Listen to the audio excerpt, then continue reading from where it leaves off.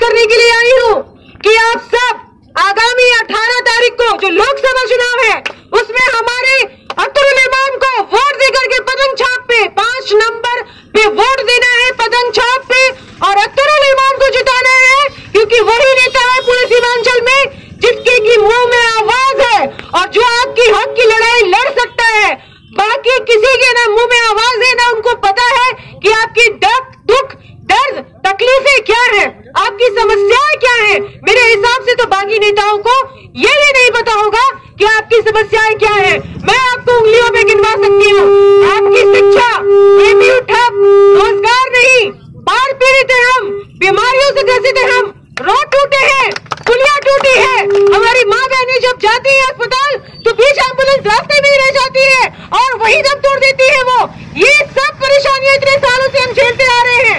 आखिर किस वजह से हम क्यों ऐसी सरकार को वोट देंगे जो कि हमें किसी भी तरीके से कोई भी तरीके का ना हमें वो कोई शिक्षा प्रदान कर पा रही है ना कोई सुख प्रदान कर पा रहा है। अगर बाढ़ आती है तो हमें पहले बोलते हैं कि आप अपना अपना इंतजाम कर लो।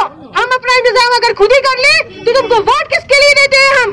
किस बात की सरकार हो तुम क्या संभालते हो हमारा? फिर अगर आप किसी बाहर के राज्य में देखेंगे तो किसी कच्चे घर के अगर बह जाने पर 1,75,000 रुपए दिया जाता है और हमें बाढ़ आने पर क्या दिया गया था? 6,000 रुपए, शायद वो भी नहीं, उसके लिए भी लाइनें में लगी रहे। और इतना ही नहीं, जब जीएसटी आया तो बीजेपी ने जीएसटी ऐसा लगाया कि हमारे बुजुर्ग लाइनों में खड़े रह गए।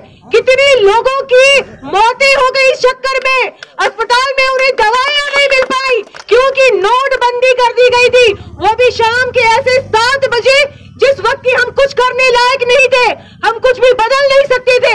ये हमारे साथ धोखा हुआ था क्योंकि आम आदमी मरा इसमें, बाकी तो नीरव मोदी भाग गया करोड़ों रुपए लेके, विजय माल्या भाग गया करोड़ों रुपए लेके। अरे उनको क्यों नहीं पकड़ते हो आप? इनको जाके पकड़ो उन अमीरों को। हम गरीबों और मिडिल क्लास और इन लोगों के आम जनता के ऊपर यह अत्याचार क्यों? सारा टैक्स मिला के हमारे ऊपर लगा देते हो। खाने पे टैक्स, पीने पे टैक्स, कपड़े पहनने पे टैक्स, अगर आप कुछ श्रृंगार का सामान खरीदने जाओ उस पे टैक्स।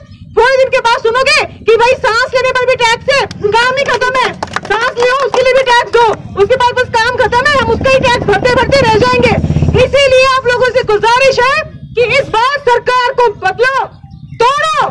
जो आप चलते आए हो जिस सिलसिले में, उस सिलसिले को आप इस बार तोड़ेंगे और अख्तरुल इमान को वोट देके जाएंगे पतंग छाप पे 18 तारीख को।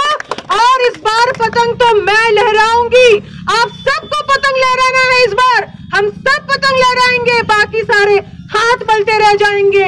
कितने भी कर लो जतन ही, जीतेगा तो सिर्फ पतंग ही, क्योंकि मेरा नेता अख्तरुल इमान जैसा कोई नेता नहीं है, क्योंकि वो ईमानदार और सच्चा नेता है। उसके अंदर जज्बा है कि वो सबके लिए सोचता है, ना हिंदू, ना मुसलमान, ना सिख, ना ईसाई।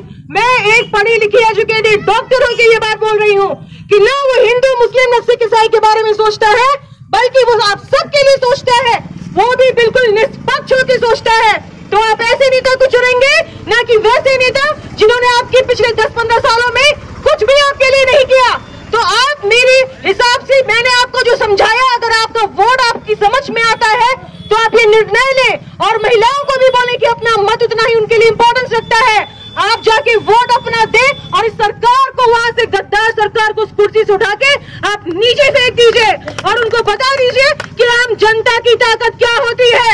सीमांचल वासी जिंदाबाद, पतंग छाप जिंदाबाद, पतंग छाप जिंदाबाद, अख्तरुल इमान जिंदाबाद, अख्तरुल इमान जिंदाबाद, अख्तरुल इमान जिंदाबाद, एमआईएम जिंदाबाद, एमआईएम जिंदाबाद। भाई जीतेगा तो जीतेगा, अख्तरुल इमान जीतेगा। शुक्रिया, बहुत धन्यवाद। अब आज सारा की जोरदार भाषण कर सके और उस पर अमल करें। मैं तेरागांव प्रखंड मुख्यालय में मौजूद तमाम दुकानदार भाइयों से गुजारिश करूंगा कि हमारे बीच डॉक्टर ताराशेखर आर्य जी तशरीफ ला चुकी है और उनका जोरदार भाषण होना है।